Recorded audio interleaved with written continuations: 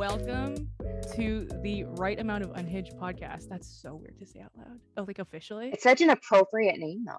Like it's like it's gonna be just the right amount of unhinged. Right. Like so, a podcast where a couple of unhinged best friends talk about whatever the fuck we want. I guess I don't know. I'm gonna workshop that intro. I'm Maria, and the best friend in question is Ashley. Hello. Hey, hello, hi. How's it going? I'm still playing Neopets. How are you feeling, actually, since this is the official first day as a podcast host? I'm sweaty. I'm laughing. You can tell I'm laughing. And like, I don't know why. For people listening, like, I have no fucking idea why. It's not like we don't see each other. You've been doing a podcast for like years. Yes. A very small plug.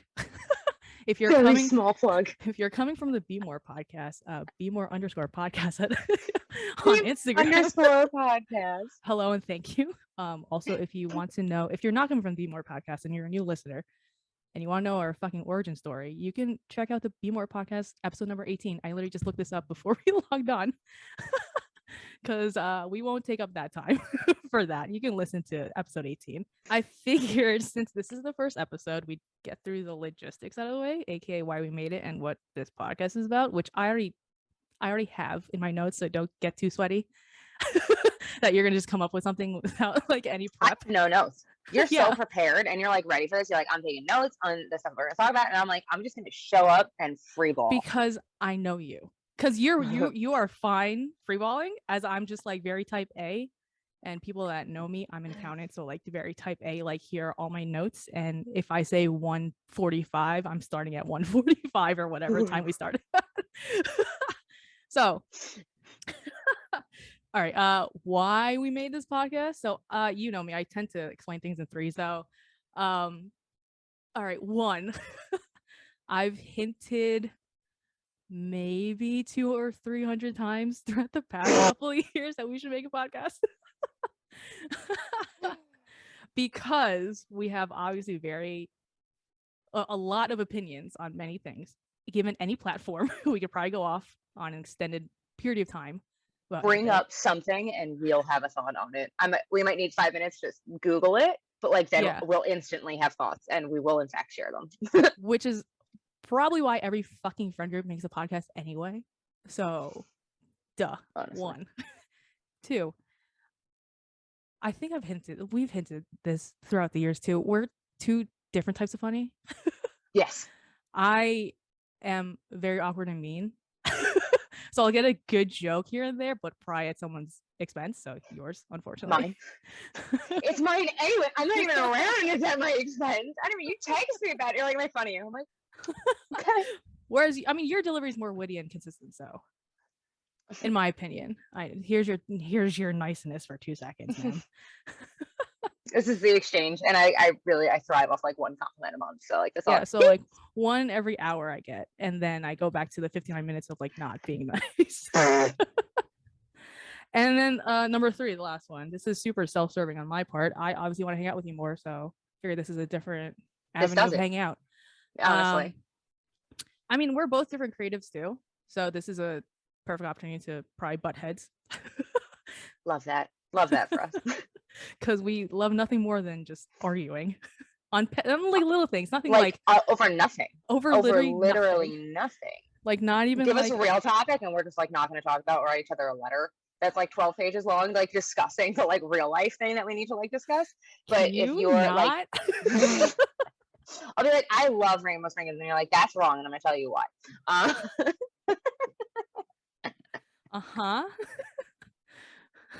Got it. Great. So there's that. So those are my 3 things. Anything to add about why we made this podcast?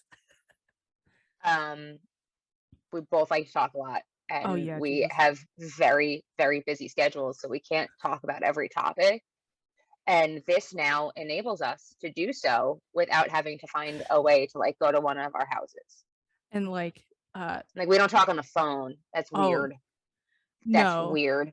We don't. So if this gives us that, it's another scheduled avenue because we need scheduled time with each other. I mean, everyone in our age group probably and older knows that like or not knows, but a majority of the people that we surround ourselves with knows that we function on a schedule. And many times, more than not, when you get older, more people do that. So like this is another scheduled time for us to just chat. Remember when we were like 20 and we could be like, you want to go to Dunkin'? And like we would just go out. Like that was it. We would just be like, okay, and like go out.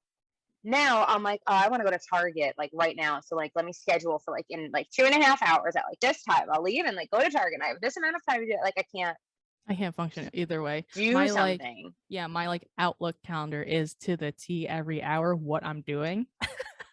I'm not that bad. I can't stray away from that, which is a curse. It's a curse. So yeah, so I think those are all the reasons why we made this podcast, and now we're here. Honestly, it's been a couple years of thinking about this and discussing. I don't think anybody finds us as funny as we do. So like this is just a way for like honestly, like if you're watching like Aces, bless your souls, because like really we're just gonna be the ones that watch this. So that really segues into my next what this podcast is about. So you hate surprises, right?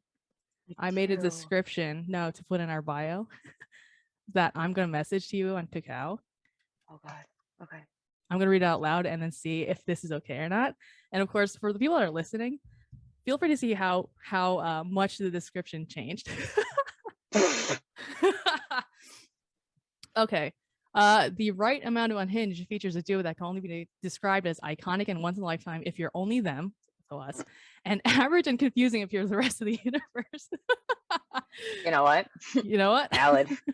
Listen to Ashley and Maria traverse the internet while providing commentary on the things they find appealing or appalling: video games, subreddits, documentaries, social media, and other forms of media. If you hate sarcastic, unfiltered duos, then you probably can click away. If you enjoy those types of people, maybe you should get that checked out, but we're glad you're here. Honestly. So vain and narcissistic. So like if you're here, like that's great. And I'm really thrilled. Great. So that didn't sound genuine, but it was. We don't sound genuine on this in personal. So no. Only through written literally letters. Never. Literally. And then we don't discuss them out loud. Or I cry. Or no, we just text about it hours later and then leave it. And then yeah, exactly. It never gets brought up again. It's just didn't happen. Wasn't real. So there's what this podcast is about. It's literally just two best friends talking about shit. Am I allowed to swear? Or am I gonna get like swear? Or am I gonna have to be believed? So I looked this up before. No, you're not gonna be believed. Number one, to answer your question. Because I also answer in long-winded sentences, as you know. So I'm gonna give you the answer beforehand and then my explanation after. So no, you won't be TLDR at the beginning. No, you won't be believed. You'll be fine. We're gonna actually post this on YouTube. So wherever you're listening via audio, this will also be on YouTube as a visual podcast. And everywhere that I've looked, like terms and condition wise, I think like within reason, if we're not like cursing every sentence, okay, we'll be fine. Okay, I can do that. Yeah, it's fine.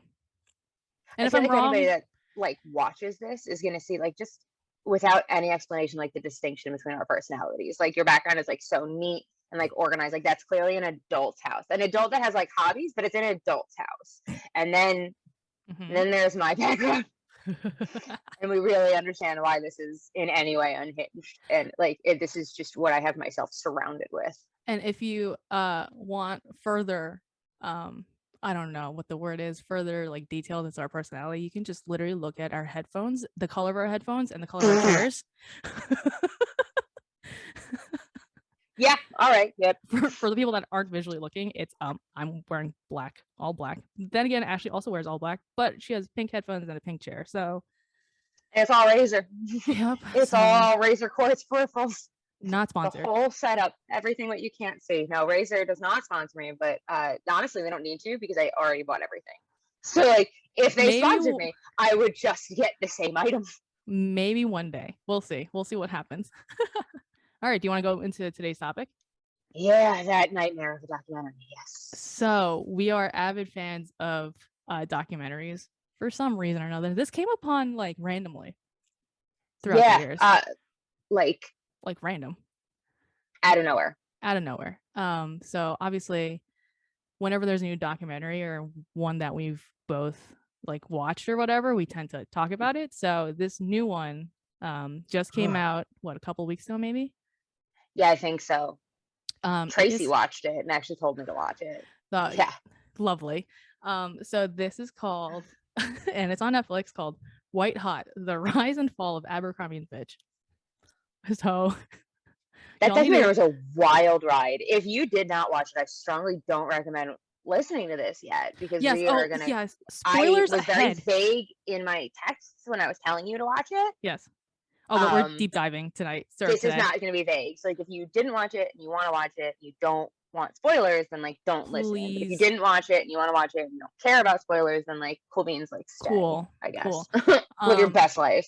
Yes, live your best life. There are spoilers ahead. If you want to watch it, again, it's on Netflix. Cool, great. So sucks if you didn't listen to us. That sucks. Yep.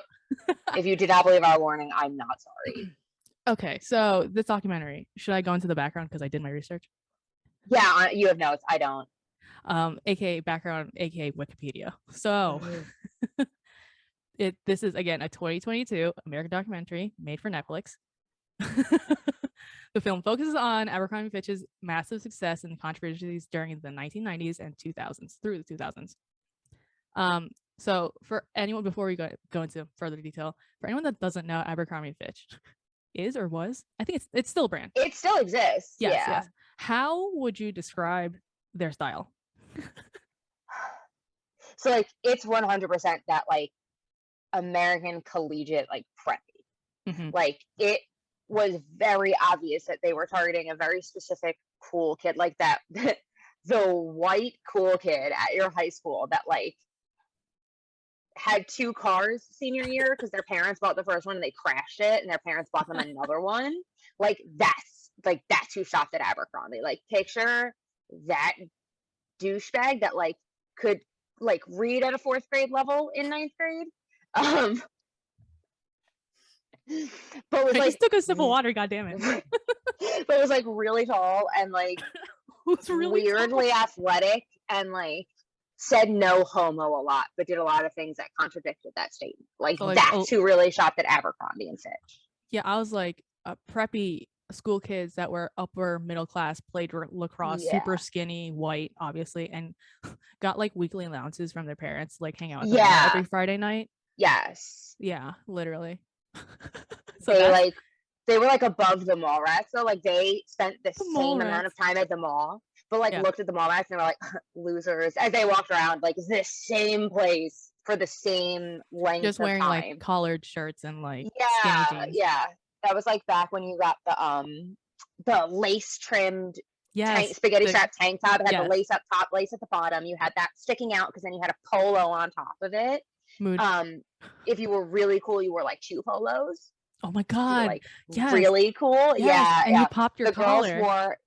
The girls wore it with a denim skirt and like UGG boots, depending on what time of year it was. Anything other than June, July, August, it was like those tan UGG boots. Yep. And the guys wore it with just like a pair of like dark jeans, like not skinny jeans. Like that was not the thing for dudes then. No. Right. Oh my god. So yeah, that's Abercrombie Fitch. Oh, also the store, the vibe of the store, it was like, I think even in the documentary they're like pulsating nightclub beats. Yes, because the music, like you would get to the 2nd floor of the mall and like you heard Abercrombie before you were like you also even smelled 50 yards from it. I mean, you also loved smelled how it smelled. I mean, the cologne, how it smelled. I mean, that's how half of us got in here. Like it reeked of cologne for sure, but also like it smelled really good. Like how did we as a generation just like block out the fact that there was just shirtless dudes that stood in front of that store? Well, yeah, like that's the topic of the conversation is their brand marketing, in my opinion, because it's fucking wild. But yeah, okay, so before we get into that, I'll just repeat what Wikipedia has as their second paragraph. So the documentary details the store's success and controversies, including its, and this is the focal point of everything, racist and exclusionary practices. So keep that in mind as we have 20 tangents in the middle. Honestly. So the documentary focuses on the rise in popularity of the brand after the arrival of CEO Mike Jeffries in 1992, which he is an ass. What a horrifying man. He also, well, let me keep going. And his practices, which led to 2003 class action suit, which alleged racial discrimination in the store's hiring processes. Documentary explores the company's toxic culture, featuring interviews with some of the original participants in the class action lawsuit. And the documentary also features Samantha Eloff, who was rejected by Abercrombie due to wearing a headscarf. So, and spoiler alert, again, I mean, this whole thing is spoiler alert. The lawsuit went to the Supreme Court in 2015 and Samantha won. So at least there's a happy ending towards this all, I guess. They like doubled down. They're like, no, we're racist and it's fine. Yes. So like, we're going to the Supreme Court because we should be allowed to be just for white people. Because that was their brand, right? Like that was their whole thing. Well, they wouldn't allow an employee to wear a baseball cap. That, when you texted me that, so vague. She was like, wait until like an employee with a baseball cap happens, you'll know. And then and then you knew. And then you knew. It happened. So we'll take it from the top because I have this chronologically in the documentary. Okay. Because I know you. I'll start at like the end and work to the beginning. Which is what you just did. Okay. So first off, and this is my first point, and I literally had to pause the documentary. It starts off with the song My Worst Enemy by Lit. Yes. And I knew this was gonna be a fun time. That song started playing. I was like, all right, banger. Okay. We're starting here. It was like up here already. Like starting. It was starting real great. Like if you don't know what you're getting into, like that's like the first 14 seconds just tells you just what you're getting into. Whoever's listening to this, just put My Worst Enemy on a loop throughout the whole episode, and that is the documentary. That's it. Or like find like the Spotify like radio for My Worst Enemy, and that's like the soundtrack of this documentary. Okay, so Abercrombie back in like 100 years ago when it started was for like Ernest Hemingway. For like like they started talking about it. I was like, yeah, Hemingway, and then they showed Hemingway, and I was like, like that's it. That's the explanation. Ernest Hemingway, like Teddy that's Roosevelt. who shopped. Yeah. At Abercrombie and Fitch, you were a hunter, you were an elitist, you were a sportsman, you were very white, and you were like very elitist about being very white. And like, hey, you know what? The fact that it was Ernest Hemingway like really sticks the no homo thing. Oh, we'll get to that. They also called it a masculine dream. This is air quotes. Masculine dream. I'm doing air quotes. Yeah. Whatever. So that was back in the hundreds of years ago when it started, whenever that was. And then it got bought out by that. I can't remember his name. I didn't really care about him. Leslie Wexner. Yes, the guy that's like a fucking retail Mongol and like owned like Victoria's Secret at one point, limited like all those like Express, like all those like chain stores that you find in malls. So he also owned Abercrombie. So then when Mike Jeffries, the CEO and chairman, came on board in the 90s, he rebranded with like his formula. Do you remember his formula? Yes. You do? Okay, cool. So it's heritage plus elitism plus sex equals exclusive. So it wasn't wrong. So I think the whole idea, once I like processed what the fuck that meant, was that you took that like masculine dream, so like that's their heritage, right? You add that with like appealing the brand to the upper class, so like particularly the white upper class, so elitism, not elitism, plus the sexual appeal of everything, so like them not wearing clothes even though you're a clothing brand. That would give you like the exclusivity of being in the in crowd. How to sell a polo shirt: get a topless young dude wearing underpants. 1 million polos sold. Yeah, and like even the models were baffled. Yeah. Like they were like, yeah, like we're posing nude for a clothing brand. And like the photographer is a very famous photographer. I can't remember his name either because I really could not. Yeah. Because he honestly doesn't need a name. Bruce. Yes, sure. Bruce Weber.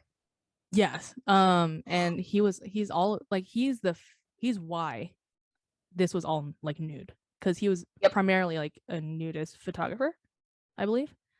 So you can attribute that to Bruce, little Bruce. Well, his big thing was he had that bear book. Bear Pond, that's what it is. That's what it's called, yes.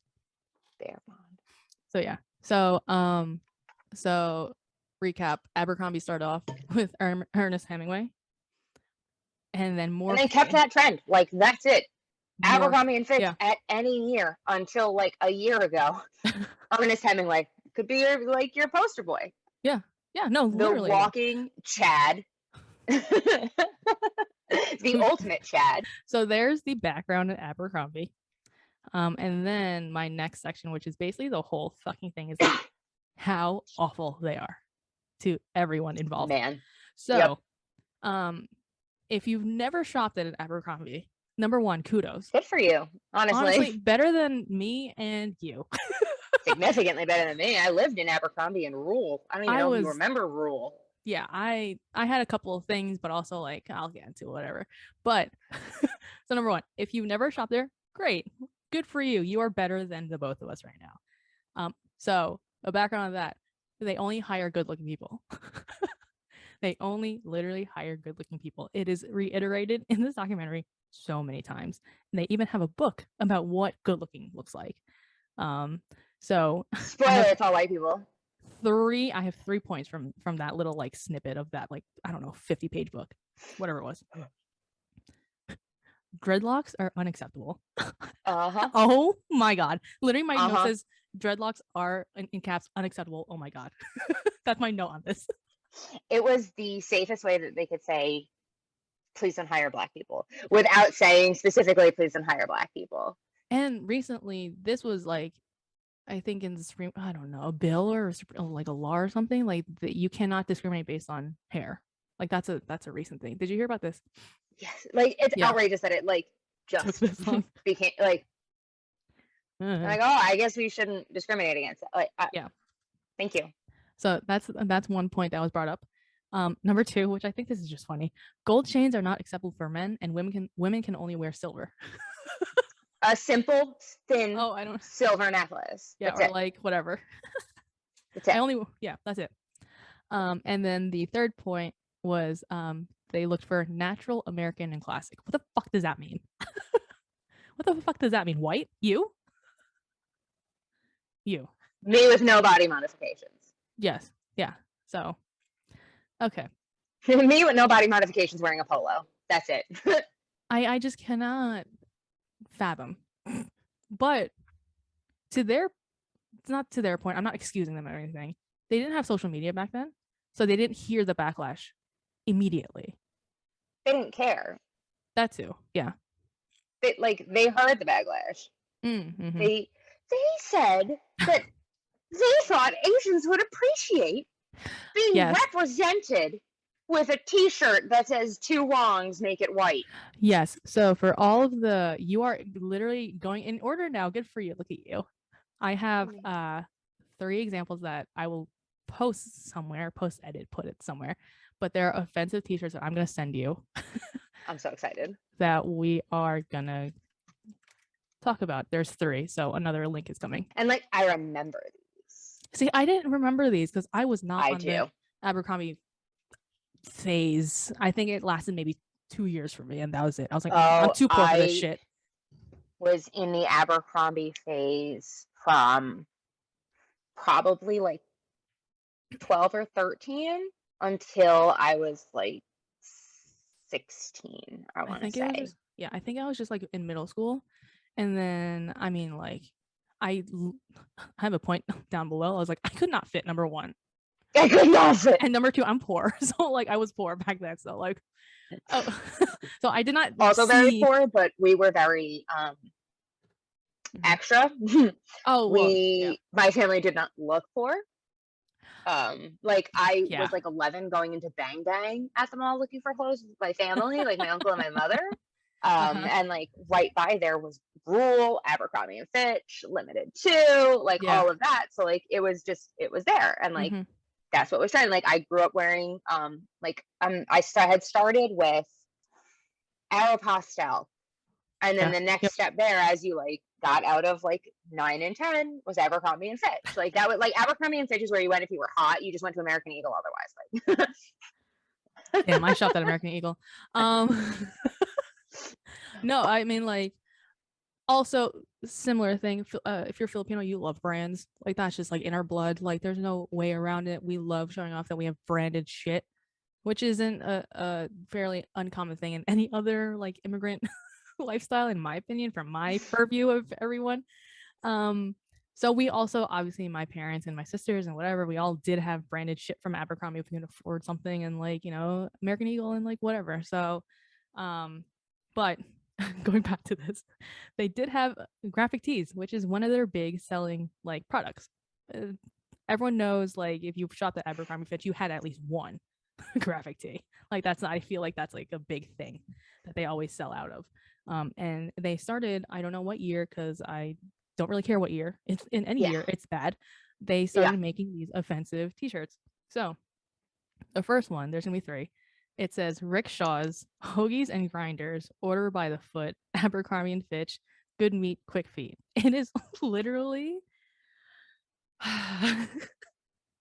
it's, do you say hoagies or subs? It depends on the sandwich. I don't know. Really? I don't know. Yeah. Well, everything is sub. Anyways, so for people that don't know what a rickshaw is, it's those like foot pedaled, like, I don't, like, things. There's a picture. Yeah, they can look at it.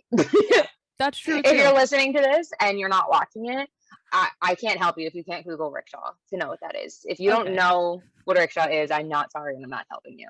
All right, there are 2 types of people on this podcast, so they do that. Yep. And then it's an Asian man with I think it's a Vietnamese hat. I'm not well versed on that Southeast Asia, unfortunately, so no one come after me.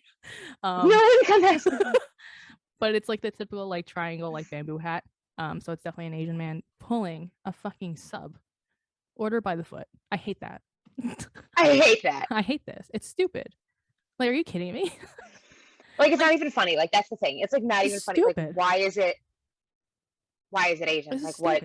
It's just dumb. I'm like, this is stupid. There's like not even a stereotype there. They were like, just make it racist. Like, it wasn't like there wasn't even a play on anything. They were like, just like, how do we make a joke involving a sandwich and like marginalize a group of people? Like, correct. So there's that. So that's the first one. The second one is the one that they really dove into in the what the hell? Documentary. Thank you. I blanked. This says Wong Brothers laundry service 555 Wong. 2 Wongs can make it white. Abercrombie Fitch. And like, that's racist on a multitude of levels. Like, that's like they knocked it out of the park with this one. They like, and like when they were talking about it in the documentary, he's like, there was 2 Asian guys in the room. Yeah, like, let's talk about that. Okay, let's talk about that. Let's literally talk about that, because that's literally my next point here. So Angry Asian Man, his name is Phil Yu. He's like a blog person. He spoke about this really well, in my opinion, like encapsulated like my emotions when they said like 2 Asian Americans were part of the design team. So obviously these were okay by them. Like, okay, so they probably didn't want to speak up. Like, to Phil's point, they were probably in a room full of white people, which for the most part in 100% in a room full of white people was 100%. Not the safest of spaces. Exactly. It was say, not safe. I'm offended. Yeah. It's like, I mean, I guess this isn't the same vein of like whatever, but experience, but it's like saying like, okay, my best friend is Asian, so like I can exactly. Like, I can do my makeup however I want because my best friend's Asian. Like, like, no, don't put. I feel like. Mm-mm. So whenever the ex Abercrombie like head employee, whenever I guess he was part of management, upper management, was like, there are 2 Asian guys in the design team. I'm like, don't put the onus on like them. He was the like head editor of the quarterly magazine. Oh yeah. Mm-hmm. The quarterly magazine. Like, don't put the onus on like the fucking 2 Asian guys to carry the weight of all Asian American experiences. Literally. And like, you know what, in that time, like, hey, it's possible that these guys like didn't feel a way about it at that time. Mm-hmm. They're like, upon reflection now, are like, damn, like, they probably also maybe I should have been bothered. They were so just drenched in that environment that like it was a cult, that culture. So like they may not have at that time had a different thought, because they were literally made sure to be so entrenched in this environment that like they couldn't. They thought like everybody else around them, and they had to. Right. So like they're not at fault, and they, like you said, they shouldn't carry the burden. No, because like, again, it's like white men up in that upper crust of like the corporate ladder. Like, it's uncomfortable for any person from an underrepresented group to speak up. So like you cannot literally put the onus on fucking these two people that you just randomly called out. Like, oh, it's not my fault. It's those two Asian guys' fault. Oh, it was an Asian guy in the room. So like shut up. Shut up. All right, who was there for one more for the road? I can't. Did you magically have a Hispanic in there that didn't mind it? Thought it was funny. There was another. I tried looking for that shirt on Google. There's another shirt that isn't gonna be posted here, but it was like Juan, like the person's name Juan, more on the road, and I can't remember the other context. A donkey wearing a sombrero and holding a taco. Yeah, so there. I couldn't find that, unfortunately. I just found these three examples, and then the last example that I have, Jesus Christ, it says walk and bowl. Let the good times roll. Chinese food and bowling. Abercrombie and Fitch. What the fuck does Chinese food and bowling have to do with anything? Are you fucking kidding me? The chance to make a slant-eyed character on a t-shirt. That's what they have to do together. Somebody sat in that room and like he even said like they didn't have copyrights. Like it was just a group of people that were like, haha. So like, girl, that's not a flex. That y'all just were like, LOL, let's just make some racist jokes and it'll be funny if I slap that shit on a t-shirt, sell it for $20. Not Italy, yeah, or more. And like the audacity of white people. It's wild. And I say this to you being a white person. Yeah, absolutely. Yeah. I don't want like the first time listeners or like people that don't know us like to be like, okay, Maria's being super mean to Ashley. I'm like, no, I fucking tell her there are two types of white people in my book. White people and people that happen to be white. You are in the latter. I tell you this. So if you are a white person and you ever see somebody or hear somebody complain about like, oh my God, white people, and you feel offended, you are one of those white people. Like, congratulations, you're part of the problem. Like, yes, like, you know, if you are defensive about it and you are immediately ruffled, like, step back and ask yourself why. Like, why are you hurt by that statement? Like, you have some self-reflection to do. Address and correct yourself. Thank you. Yes, go do some unpacking because there's something there that do some unpacking because there's something there that you're not understanding. So, again, because of all these offensive shirts, like there were protests against Abercrombie. It was all over the news. They're just like Asian people that are like, this is not what I want to be represented as. Because like, again, I agree with Phil Yu, Angry Asian Man. Like, if I was fed this as a teenager, if I was still like shopping at Abercrombie and Fitch, I'd be like, and like I didn't know better. None of us knew better. Like 12 years old, right? Like, all right, it would be like me saying like, okay, I guess this is what like Asian Americans are supposed to be like, I guess. So I'll just like laugh at the two Wongs make it white joke and it's just so self-degrading. Yeah. And like what sucks is like that's how it was in like the early 2000s. Like you were expected to grin and bear it. Like you were expected to laugh along with the joke at your expense and play the role and the part of it. Exactly. And like, of course, episode 1, it's me just going into my fucking Asian American trauma. Go figure. Thank you, Abercrombie. Thank you, Abercrombie. Because like, as an Asian American, we get that stereotype of being very quiet and just conforming, like the model minority type situation. So this was another way to perpetuate that. Like, okay, 2 Asian American guys in the design team said it was okay, so I guess all the Asians are gonna be okay with it. Yeah, so because like we're gonna grin and bear it. Yeah, because we're gonna, and like we didn't, or you know, the people that protested didn't, thankfully, and they apparently burned the rest of their inventory from what the documentary So that was standard. They burned inventory to make sure that like other people couldn't get it. Like stores, like an item was removed from circulation, it all went back to the campus so they could burn it so that nobody could just like happen upon or like get one of these shirts without paying for it. They would rather burn their inventory than like let poor people have anything. But that's a different soapbox that like I'll stand on. That's a whole different thing. But like they weren't even sorry about the shirt. Their literal PR response was like, we thought they would find it funny because like we all found it funny. So like we thought that like they would laugh along with the joke. If they don't like it, then like fine, I guess. There. Yeah, literally. Mike Jeffries was very okay with telling you like, don't shop here then. Yeah, like and that just again, it's that elitism that they have. It's like, who cares that you don't like it? You don't have to shop here. Yep. Also, like, damn. Yep. Which like leads into the question, like, and this is more like a Gen Z, more them being vocal about it than like older generations, like I think the brands that are successful are the ones that listen to their fucking customer base. Not even just their customer base, but just like but just like the world, like being worldly, and it's like in the early 2000s, the thing was to be excluded and anorexia. Like that's why Abercrombie did so well then, because like we were so stuck in the Paris Hilton, Britney Spears, Christina Aguilera. Like if you didn't fit into an extra small, like forget it. Yikes. Yeah. You're excluded. So I got word about this documentary from Dr. Anthony Ocampo, who wrote a book called The Latinos of Asia, which took me for a turn. I mean, you've heard me talk about it.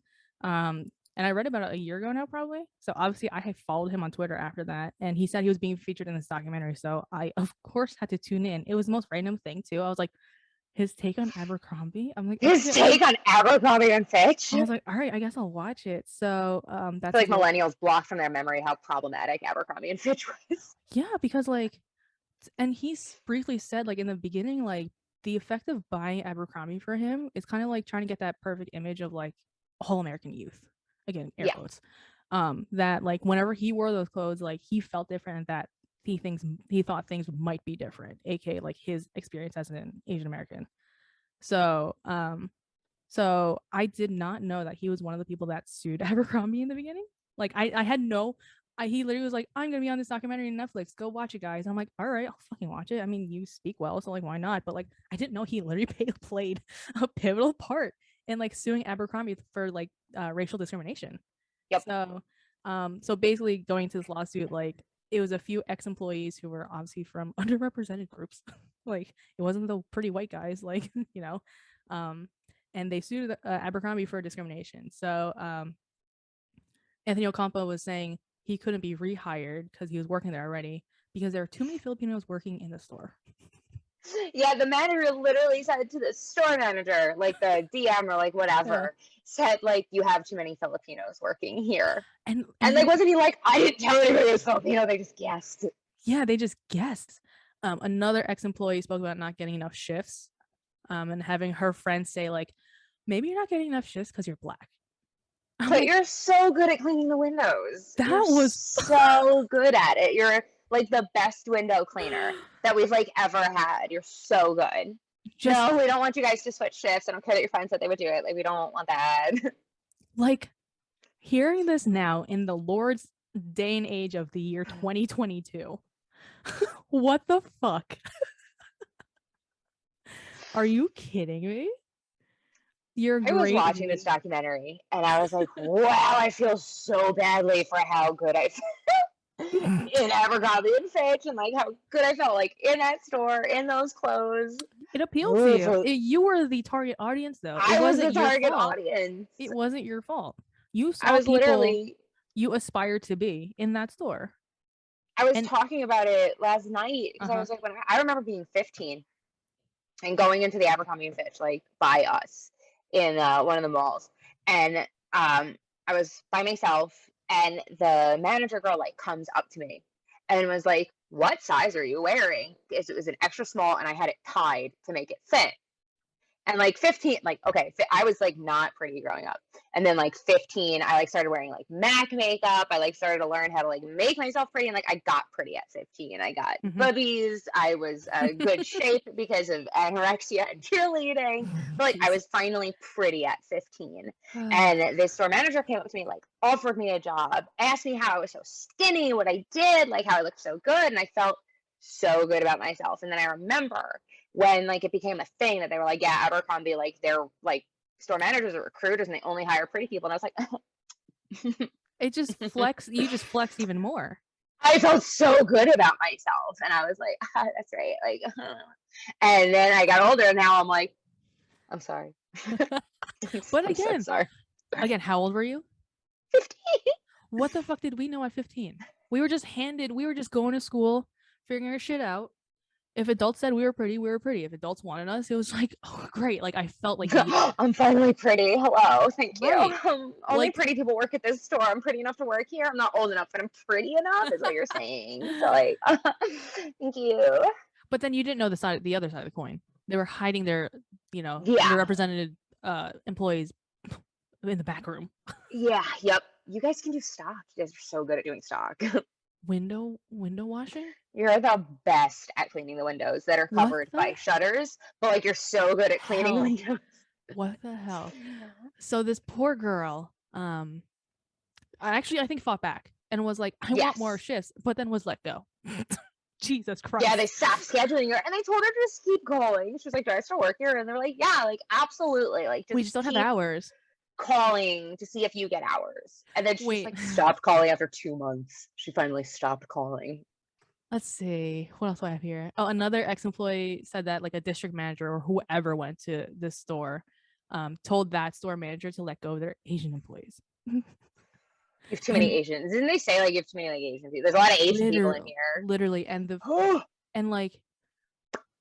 made them hire white employees, even though the population around that Abercrombie Fitch was the UCs, which is primarily an Asian, South Asian population. That demographic in the immediate area, who they like needed the money from to like buy their stuff, was exactly who they were very specifically like, do not hire that, like don't have this heavy of representation.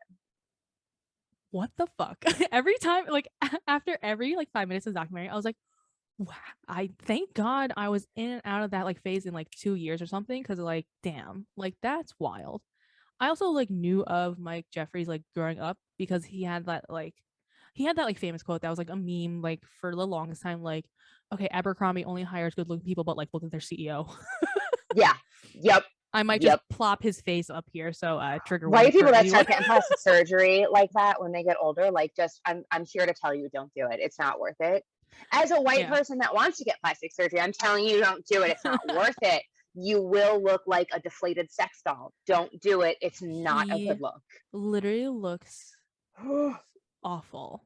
So before we get into him specifically, I just want to go into the outcome of that like lawsuit that they all like had. So Abercrombie settled for almost $50 million and signed a consent decree saying that they had to get a chief diversity officer and basically diverse hire.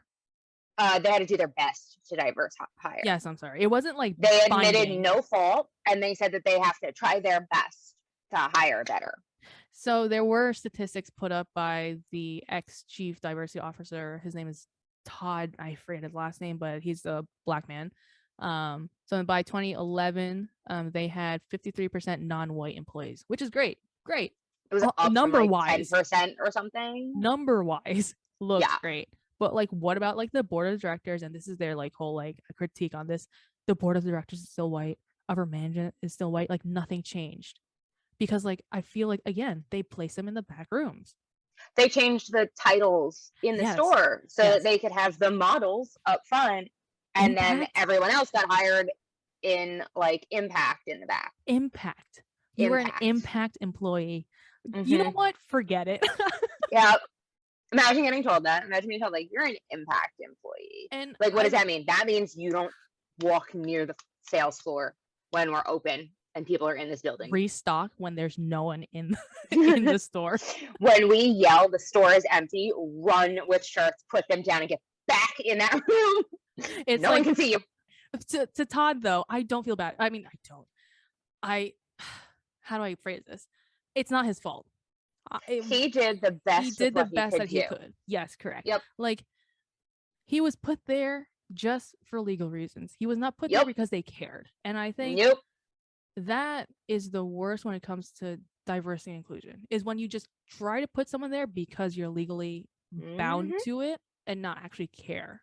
They weren't invested in his success. They weren't interested in the work that he was doing. They did not care for what he had to say. They simply were told they had to hire someone for that. So they're like, all right, this guy, for 6 years. Look at him. Yeah. He's not white. Look we did it. Right. Yes.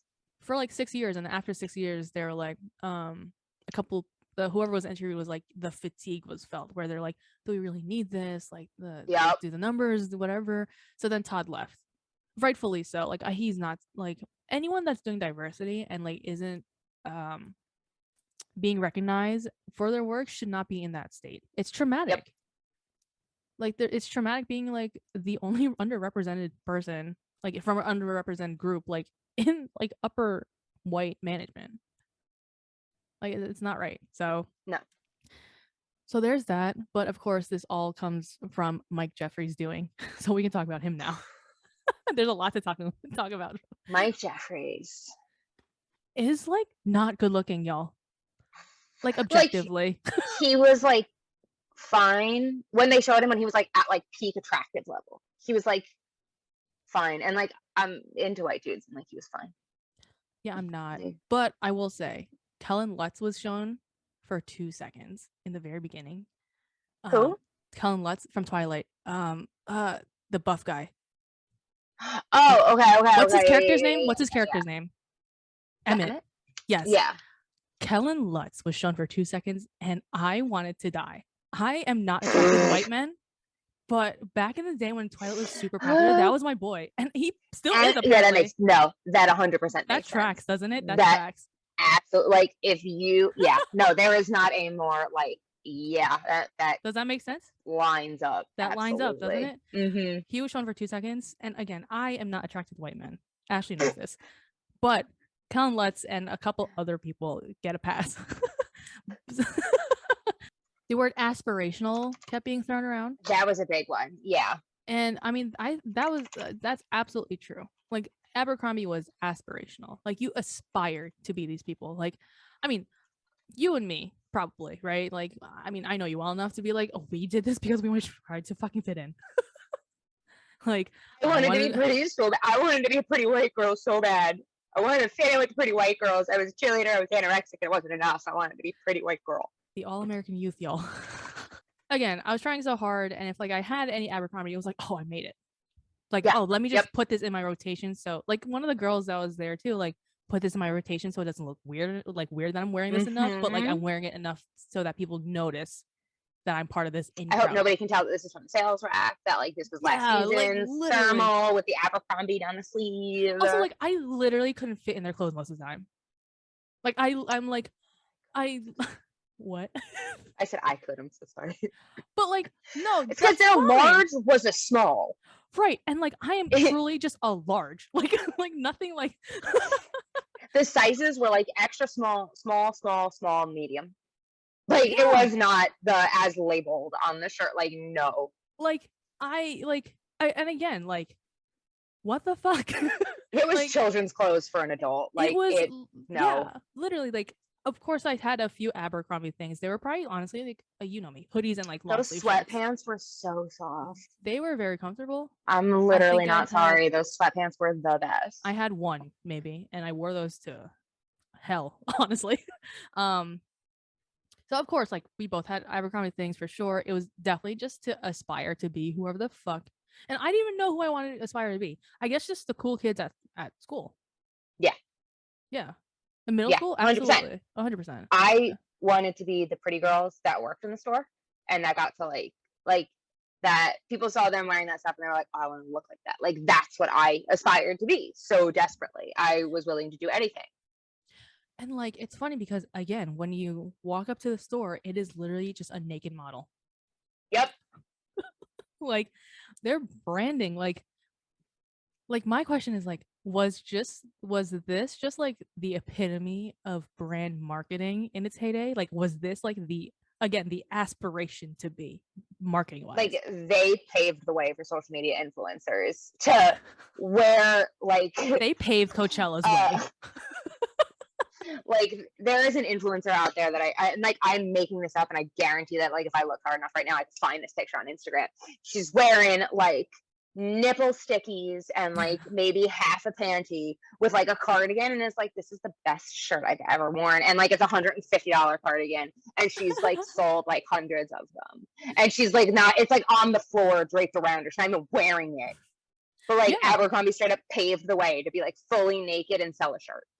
Right, because it's the sex appeal. Sex sells, obviously. Do you want to be pretty? You should buy these shirts. Because, like, when you don't have the shirt on, if you own this shirt, like, you'll be pretty. Right, exactly. It's look, taking away everything ethical. Let's not talk about the ethics of the company for a second. Just the marketing, just because, again, I'm an accountant, so, like, business is my unfortunate thing. The marketing is on point. The brand is literally exclusivity. and they do it, or they did it to a T. They're like, Mike Jeffries was like, we're an exclusionary brand. Yeah. Like he was like, are we exclusionary? Absolutely. Like, wild there enough, are two types of kids in high school, the cool kids and the not so cool kids. We want cool kids. And it's wild because nowadays, obviously, the Gen Z and below, and like even millennials too, are like, we don't want that. We want you to be inclusionary, the complete opposite. And him being also closeted for the longest time. I did not know this about him until this documentary. Did you know this? No. Yeah. I don't follow Mike Jeffries. What the fuck do I care about a white CEO? There's millions of them. I was closeted gay at that time. So and I grew up with a gay uncle who I went shopping with a lot, who was like very much into like all this. Like I grew up knowing a lot about that and like being very, for fuck's sake, I just said at like 14, I shopped at Bang Bang at the mall. Yeah. Like, hello. Yeah. I knew a lot about like anything. Yeah, right.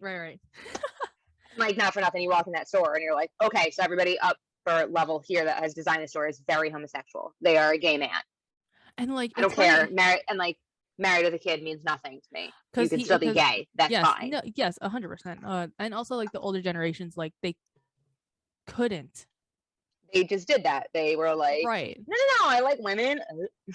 At one point, I was like, is like Abercrombie and Fitch is like, is his like clothing store like his beard? Like, is this like his way of like, you know? At one point, he went to all the photo shoots that Bruce Weber did, where it's a bunch of naked boys. Yeah, naked boys. And like there were obviously sexual assault allegations against them. Obviously, these poor boys were obvious, and they obviously denied them. They obviously were like, no, I use breathing exercises for all my models, and I've never touched them. I'm like, you need to get out of my face, Bruce. That's why I don't even want to talk about him, because it's just disgusting. I feel like big perpetrators back then, especially, were like closeted gay men. They're just angry at the world. Yeah, like, get it? Like, you couldn't just like be gay. Like, you had to like pretend you weren't, especially if you were running a company. But like, come on. But like, then you go around and like say, the two Wongs make it white. Like, what is that? It's hard to have empathy for you and your struggle. Like, are you serious? So going into like the Samantha Eloff case, this was like in 2015 or something, or like the case was in 2015. So this is what like broke Abercrombie. This is literally what happened. Like that first lawsuit, they settled and they hired the chief diversity officer, and like, okay, like on paper we look fine. They were able to get away with it then, because like it was still like, it's discriminatory, but like, Jesus, not a big deal. Can you imagine? This is just the early 2000s, not like, you know. It's not like it was a cursed time. It was a fucked up time. Yeah, it's not like, oh, this is back in the 60s, I guess, because like times are no, like we were alive. like this was our time. We were part of it. I was a contributor. Yeah, no, we were a part of it. No, I was a part of it too. I was still, if you can't buy anything ethically. If we're in the capitalist system, this is my business rant. We are all perpetrators of just unethical buying. We can't get away from it, unfortunately. Fine, whatever. So yes, I was also part of the Abercrombie unethical whatever. But anyways, so my 2 cents. Samantha Eloff wore a hijab. She wasn't hired because of her headscarf, so she filed a lawsuit against them. She went through all the interviews, fine. Everything was fine. I think the first, I don't know, the interviewer was fine with her, wrote on but then the manager thing, headscarf ? Everything was great. She was excellent, but like headscarf? Wild. Absolutely wild. I think one of the things was like, she's wearing a black headscarf, and they're like, you can't wear black. I don't care what color it is. Exactly. Yeah. Because they said like, she was wearing black, which is a problem. But like, you know, whatever. And they're like, I don't care what color it was. You can't wear a headscarf. Like, no.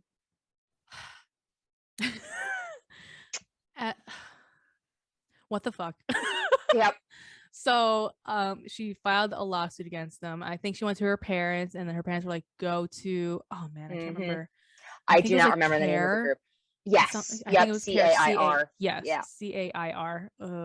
You can Google it if you want to. While I go on. Yes. And she got so much hate and death threats. Council on American Islamic Relations. There we go. So she escalated to CAIR. And then once that got word into the public, she got so much hate, so much death threats against her religion and her beliefs, and even got hate from other Muslims, like, why do you want to work at Abercrombie? Like, Why, they're like being appalled that she was like even offended. They were like, why are you surprised that like this was your interaction with Abercrombie? Like, look at the brand. Why are you even upset or trying? Like, and even going back to the first lawsuit with the black girl, her mom was like, why did you even want to work there anyway? Like, you see who shops there, and like, we get as like a person of color, like, yes, we get that from our own communities, which then makes we hesitate. Then it's like, it's what gives white people the freedom to do it. Yeah, it's like, and the freedom to basically like, gaslight you into thinking that like, no, this is fine. Gaslight gatekeep girl boss. This is how like they get away with it, basically. And like, good for her for going through with it, right? There was also a comment like saying, go back to your country, and she's like, I'm from fucking Oklahoma. Where the hell do you want me to go? Like, where would you like me to go back to? That's always white people's go-to, though. Go back to your country. Like, where are you from? My feelings on the where are you from question. Dumbest shit. For people, and like, it's such a white person thing to like be that fucking nosy in the first place. Like, what does it? First of all, I don't fucking care. Why do you fucking care? Like, yeah. Well, why they care. Also because white people want the opportunity to tell you that they're Nordic and German and like all of these Eastern Europeans, but like I'm 73% Irish, but I am like 5/16 Cherokee. Like, stop. When you are white. Enough. Damn. Because like, let's be real here. Like, I always get oh, you're Filipino? My nurse was dude. It's like there's this like underground connection where you just know every other Filipino in New Jersey, and if you don't, I'm like shocked and amazed as a white person. But it's not just obviously just Filipinos, but like everyone. Yes, that's what white people are they're trying to find that connection in their brain. Like, oh, I know if it's like, oh, I have my best friend. I know one. My best friend is Asian, so I know your struggle. Like, no, you don't. Shut the fuck up. Shut up. Stop it. We are from this country. Get away. Go away. I'm American. My nationality is American. So like whatever. But like, where are you from? Like, they ask it like again with like more emphasis. But I was literally about to say my hometown. I was like, this close me like over there. Like, I'm from this country. Don't worry about it, bro. So going back to what you said in the very beginning, like, Abercrombie made a statement. I can't believe they went to the Supreme Court with this number one. Like, they're an idiot. They're idiots. They doubled down. They were like, this is not a problem. We're allowed to feel this way. Because we wouldn't let an employee wear a baseball cap. Because how the fuck is a hijab the same as a fucking baseball cap? Because white people, there's no correlation. Literally over their heads, they're like, literally, it's what white people, a headscarf is literally the same thing as a hat. It's like, well, I have to take my hat off when I go in somewhere. Like, you have to take it, and it's like the refusal to understand is the thing with white people. There is no difference for them. It's the elitist mindset, obviously. Yeah. It's like, okay, like, religious beliefs, question mark. This is for your religion. Can't you just take it off? Like, you're oppressed. Oh, girl. Don't even. We both hate white women. Girl. There's so many intricacies, and like, this goes into your freedom of religion. This goes into like the way you practice, like, your own self, and like the freedoms that we all have as Americans. And you're just like, this is a baseball cap. What the fuck does that mean? A baseball cap has nothing to do with religion. A baseball cap is literally an accessory that you wear. Like, the hijab does not function that way. But they took the Supreme Court. I could at least understand if like the comparison was like a yarmulke. And they're like, well, they take that off. Like, I could at least help you bridge the gap. If they were and be like, okay, you don't understand. Okay, like, that's fair. If you don't understand, like, for real, and you want to, fine. But like, if you're gonna say, I'm gonna let them wear a baseball cap, then that also just means like the 6 years that you had Todd as your chief diversity officer meant nothing. Yes, 100%.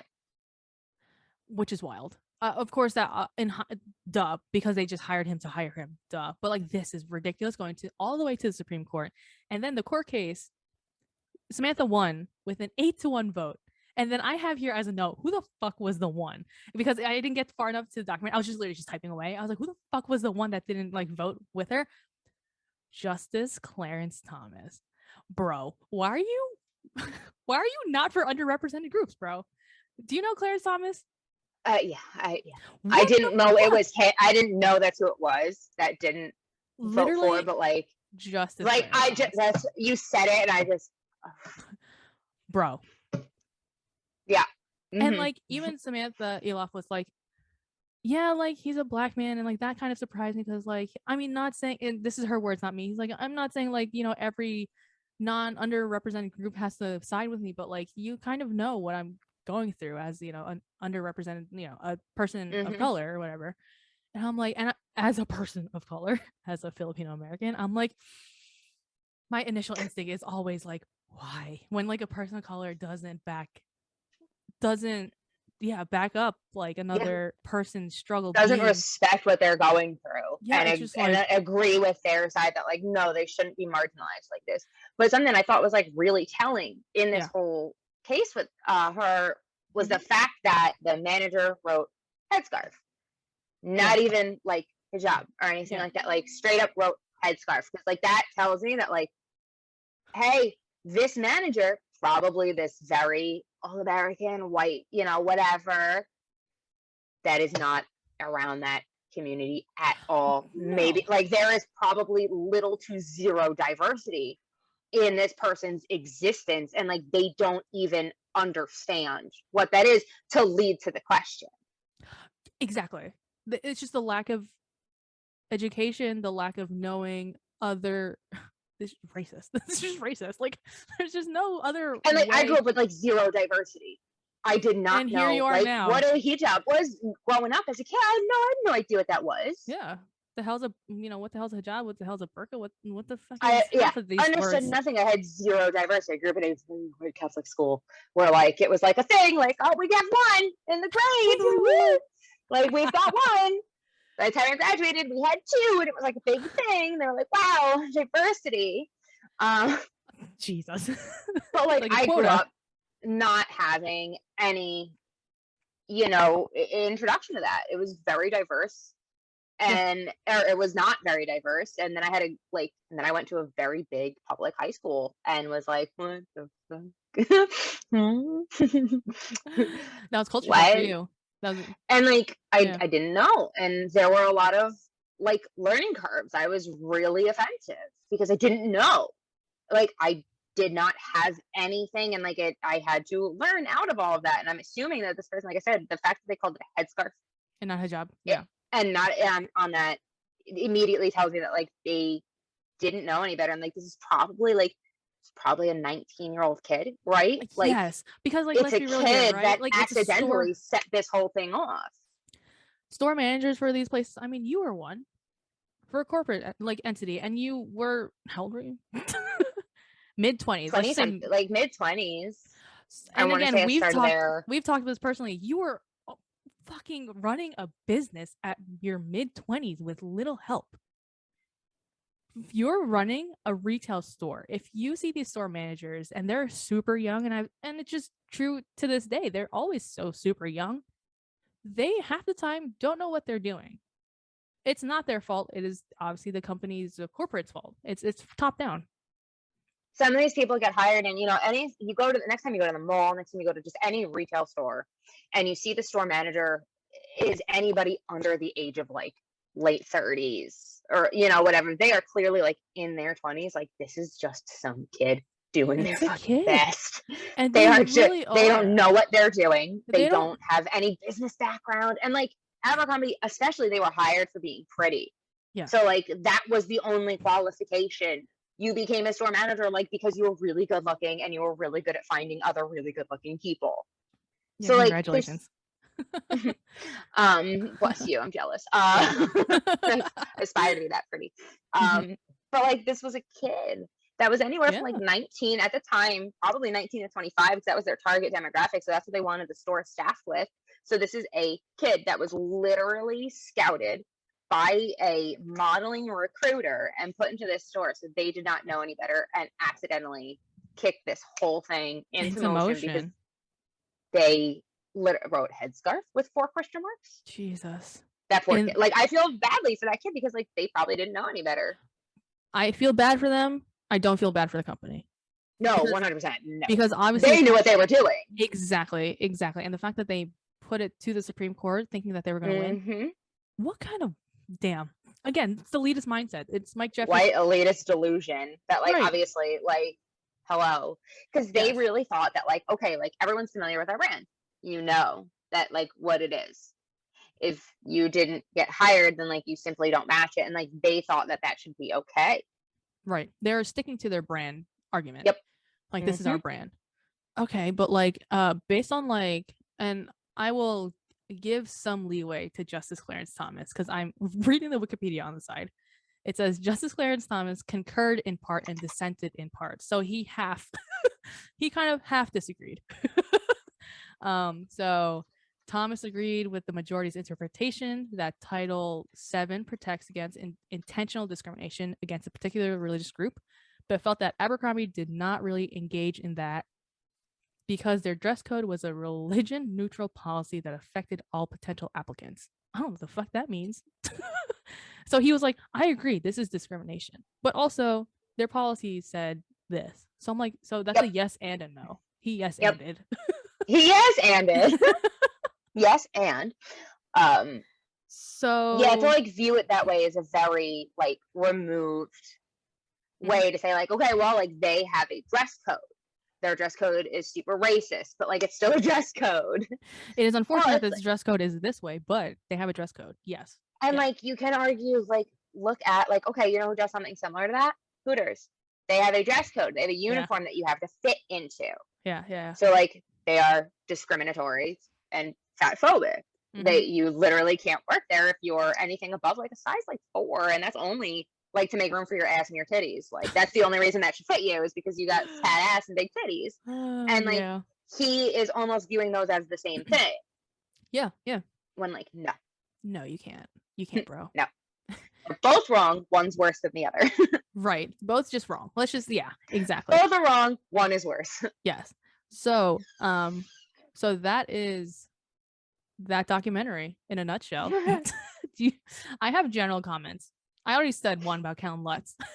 my other one was like Summer Girls by LFO, that song with the lyrics. I forgot about that song. They played that and played the video, and I was like, this is like what we listened to.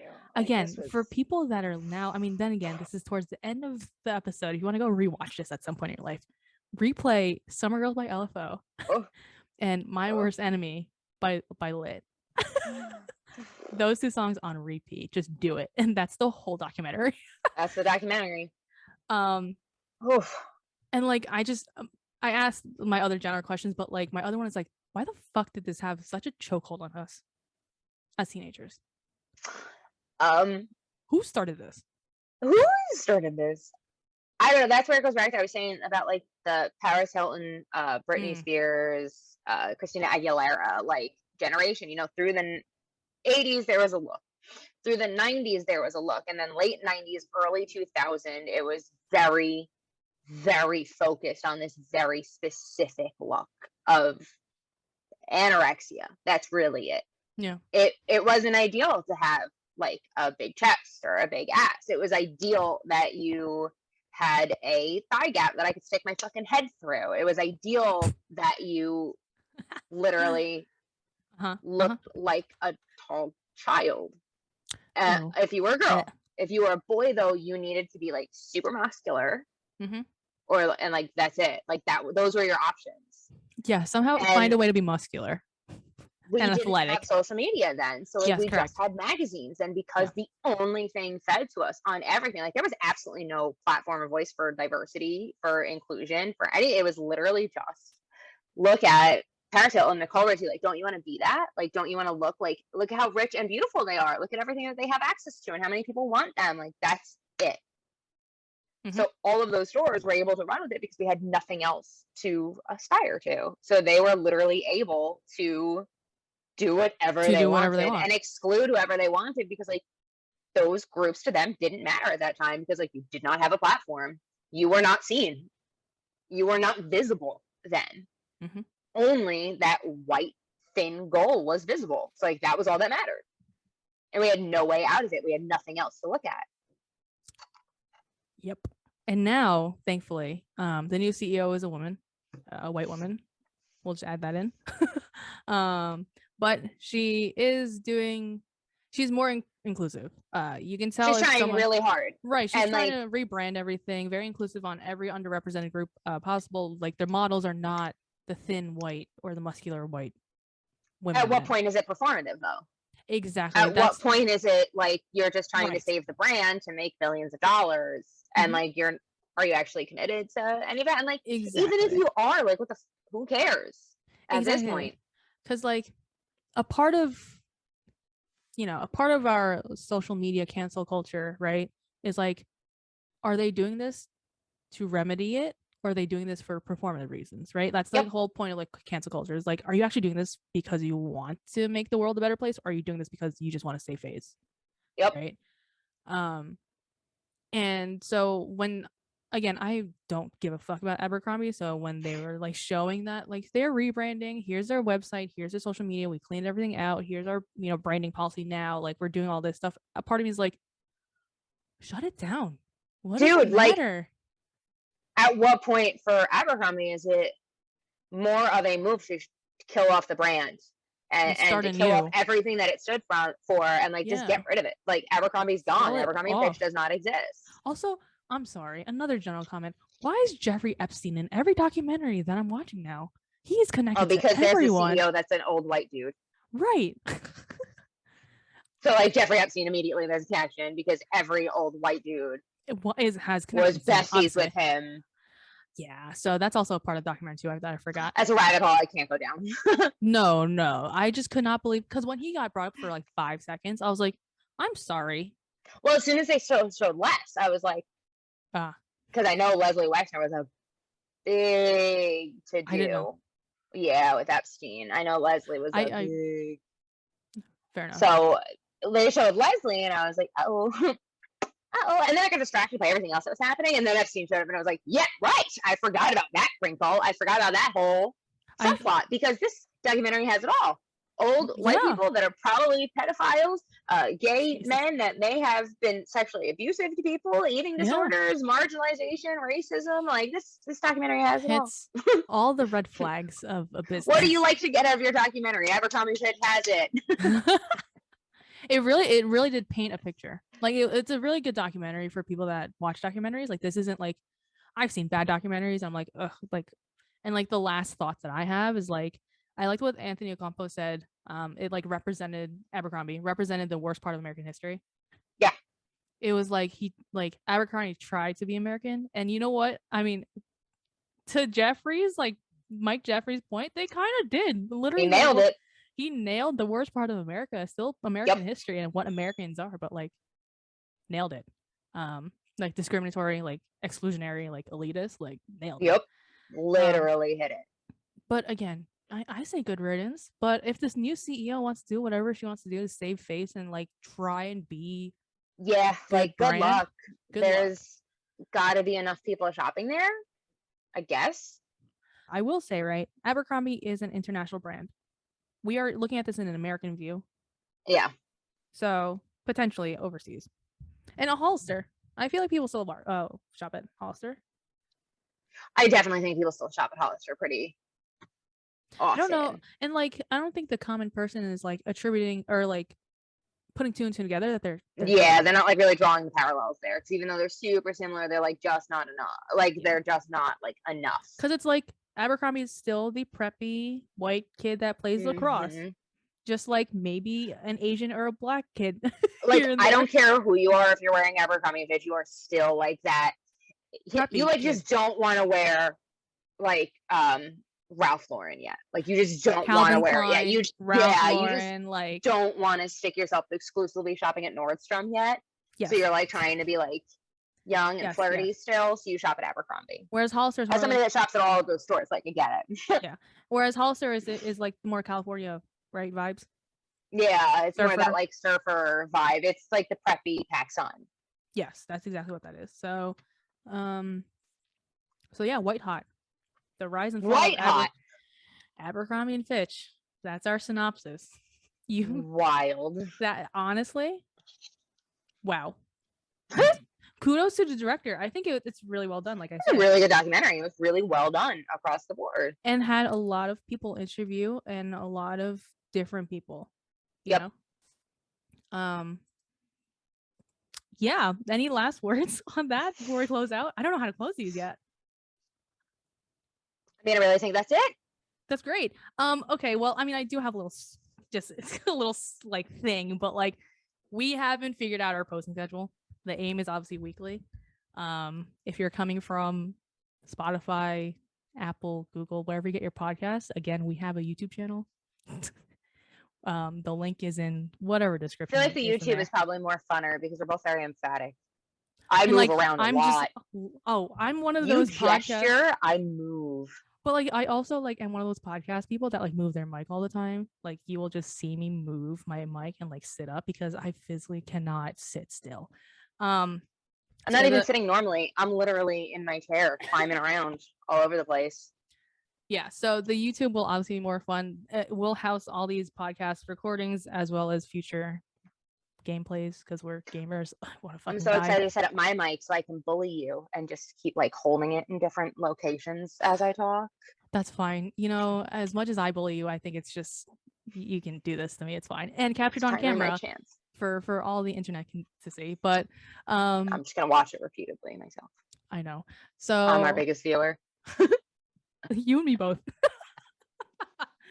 So we're gonna be doing gameplays of video games sometime on that channel too. So I don't know. Thanks for listening and watching. I hate this part. Like, subscribe, like all that influencer shit. I guess like share this with your friends, your fucking enemies. I don't care. Like share it with our enemies actually. If you know them, that'd be great. Honestly, yeah, that's fine. You know what? Yeah, share this. You have an Instagram for this. I'm making an Instagram for this. But like, yeah, follow it, like this shit. I don't know, subscribe to it, stay on top of it. We're gonna be literally posting things. Just this will be like a real schedule, and like we'll have like plots and plans, and then like we're gonna have Instagrams, and you're probably gonna Twitter because I don't do Twitter, but I know for a fact as we're just now able to go out and be up to our bullshit, we're just gonna be recording stupid shit as we're out posting just thoughts and videos and whatever. Yeah, so to summarize that and everything here, like, comment, subscribe, share this with your friends, share this with your enemies, share this with our enemies. If you can find them, that'd be cool. Follow us on our Instagrams. It will be in the description and probably the end screen if you're watching on our YouTube, because me spelling it out will probably just confuse all of us, honestly. Yeah, no, we're not spelling it. Yeah, until next time. Okay, that's it. Bye. Bye.